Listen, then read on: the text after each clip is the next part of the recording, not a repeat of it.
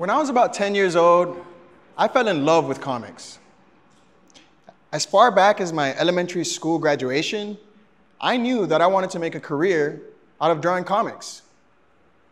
In a room full of parents and teachers, I walked onto the stage, sandwiched between my classmates who wanted to be lawyers, dentists, and firefighters, and told them my dream job.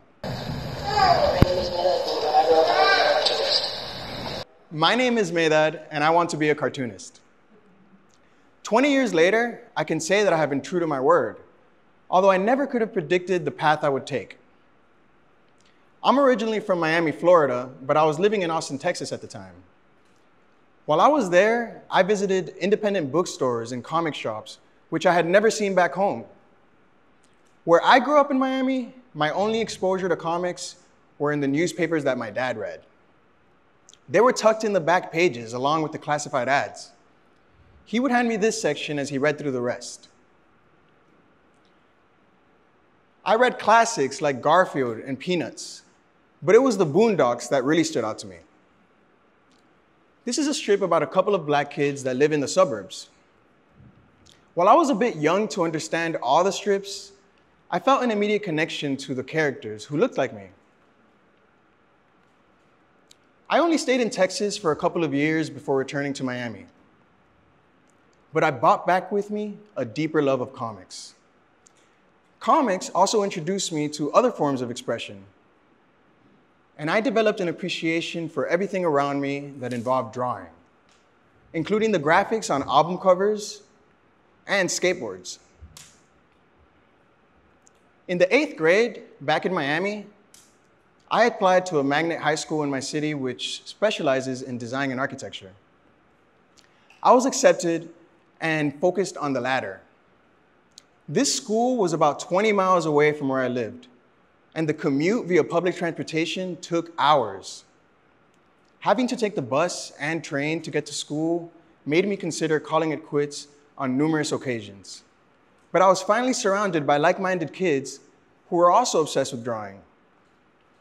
Many of them also traveled from faraway parts of the city. Throughout high school, I compiled a portfolio to apply to college with architecture designs and models.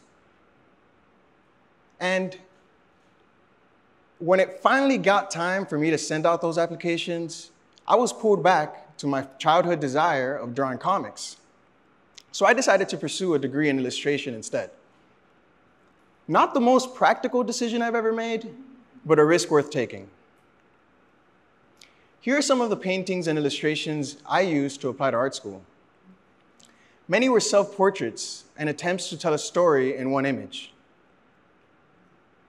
I wanted my work to depict dreamlike scenarios, as well as representations of my lived experiences. This portfolio got me a full-ride scholarship to a school across the country. And before I knew it, I was off on my own, far away from home again. I attended Art Center College of Design in Pasadena, California. While I was there, I got a job at the library. It was the only way that I was going to be able to afford my expensive art materials. But the best part of the job was having been surrounded by so many amazing books. While looking through the comics section, I discovered books from graphic novelists and cartoonists which I had never seen before. Their work inspired me to reconsider the power of narrative, and as a result, I enrolled in courses where I could refine my writing instead of focusing strictly on drawing. I also took a class called the graphic novel. In this class, I had to read comics as an assignment, and I discovered a book by Art Spiegelman called Maus. Many of you may be familiar with Maus. It was one of many book banned targets throughout the country. In this book, Spiegelman tells the story of his father's experience of the Holocaust, using cats and mice instead of human characters. The abstraction of the human form was like an invitation to imagine what it's like to be in a character's body, to see myself in them. Spiegelman's biographical storytelling inspired me to consider my own background as the child of immigrant parents. and I began making autobiographical work of my own. I drew comics about visiting the Dominican Republic, my family's homeland, when I was about 19 years old. I never quite finished this project, but it ignited a desire in me to re-examine the Dominican experience, including my inner world. My time in college was filled with inspiration, but it wasn't easy. Having to work as a student made it difficult to keep up with my classmates. And I was one of the only students that didn't have a car. Throughout all 5 years that I was there, I never had a single Black or Latino professor, and I felt insecure with no one to turn to. I had great friends, but I still felt alone in California. So when it was time to graduate, I packed my bags and I moved across the country again, this time to New York City, where I figured I could begin my career as a cartoonist and illustrator. I crashed on my sister's couch for a few months, and while some of my friends who I graduated with were already showing signs of success, I was in New York delivering food by skateboard and scrounging for a place to live. I eventually found a place to live in the Bronx and got a job working at an art store. And eventually, I found a job at a public library. I was back in my happy place, surrounded by books. This job was part-time, so I still had time to draw, and I began making comics again. I was influenced by newspaper strips like Nancy by Ernie Bushmiller because of their simplicity.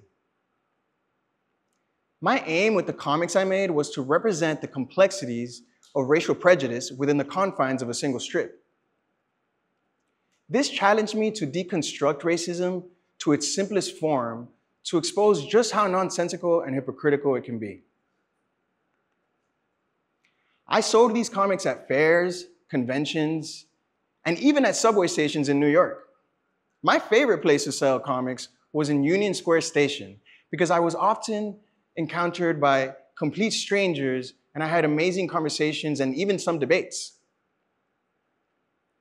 I wasn't making much money doing this, but I made up for it with my encounters and conversations.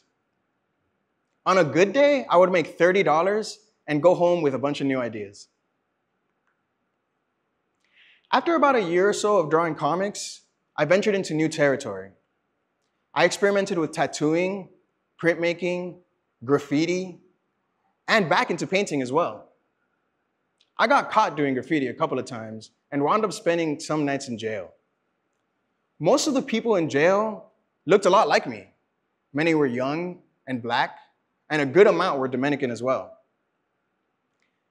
I buried these experiences in the back of my consciousness and I vowed to never talk about them. And around this time, I wasn't making any comics at all. But I became more interested in drawing from life.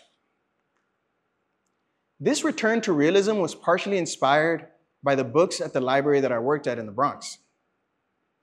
I discovered a book called The Fixer by Joe Sacco.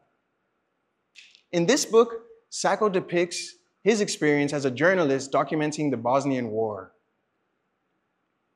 I was inspired by the courage it took to put himself in harm's way to depict what it's like to be in an active war zone.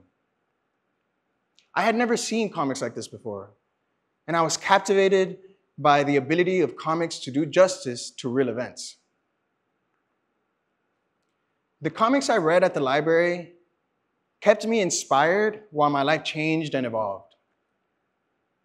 I wound up leaving my job at the library and got a job at a marketing agency that my friend helped me get. I was finally making a decent income and I wasn't living paycheck to paycheck anymore, but now I had no time to draw. That didn't last very long though. They let me go, and before I knew it, I was back on the job hunt. I ended up looking for a job and finding a unique position at the Brooklyn Public Library, providing library service at Rikers Island, the world's largest penal colony. I applied for this job because of the impact that books had on my life, and because I felt that book carts service could empower incarcerated individuals to reconsider their experiences And it also gave me an opportunity to connect with those inside. Once I started the job, I was overcome with a responsibility as an artist to depict the systemic injustices that I saw at Rikers using comics. One of the first drawings I made about my experience on the job was of an individual reaching for books. I depicted the exhausted expression on his face and the dilapidated environment he lived in. I posted this work online, and an art director at the New Yorker magazine reached out to me with the possibility of expanding on this drawing and making an illustrated article about my experience on the job. Over the course of 7 months, I worked on writing and illustrating this article, utilizing the language of comics that I had built throughout my life. I created a narrative that showed what an average day of book cart services looked like, involving interactions with incarcerated folks and correctional officers. The process involved several rounds of edits with a team of editors and fact-checkers. I dedicated all of my efforts into this project because it felt so deeply important, and it was my big break. I was finally making comics that would be viewed on a larger platform about a subject that meant a lot to me. 1 year later, this article won the Pulitzer Prize for illustrated reporting and commentary. This was only the second year that this prize was awarded in this category, a sign that illustrated media gained more recognition. And the same can be said about the subject of mass incarceration. People are becoming increasingly aware of the issue and questioning its root causes. I'm honored that I was able to contribute to this conversation. And although this was only the first time I've ever written an article, I know that I have found my calling, something that I would like to spend the rest of my life doing. I wound up working at Rikers Island because I was motivated by the causes I care so deeply about. I began my illustrated work about my time there because I felt that my drawings could portray a reality hidden from the public eye. I felt that I needed to share what I saw, and that the tools I acquired from studying comics all my life equipped me to do so. Since winning the prize, I've resigned from my job so I can focus more time on drawing. Comics helped me make sense of reality, and they also inspired me to venture into unknown territory and take risks. Despite all the ups and downs I experienced, comics kept me grounded and kept me inspired. And perhaps they can do the same for you. Thank you.